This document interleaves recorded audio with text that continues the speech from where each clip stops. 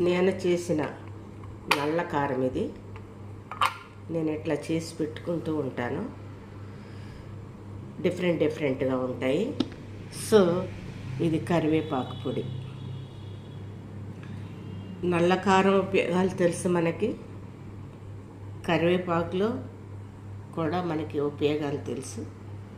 So ఇది కాకరకాయ పొడి. ఇది మా గార్డెన్లో పండిన కాకరకాయలే.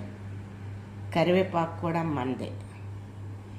సో దీంట్లో వేసే ఎండుమిరపకాయలు కూడా ఆర్గానికే.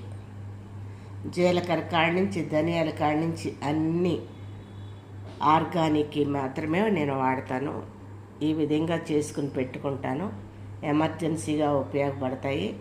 షుగర్ పేషెంట్ మా హస్బెండ్కి బాగా ఉపయోగపడుతుంది. అందరూ ఇష్టంగా తింటారు కనుక నేను ఇట్లా పొడులు చేసి పెట్టుకుంటాను. నచ్చితే మీరు కూడా చేయండి.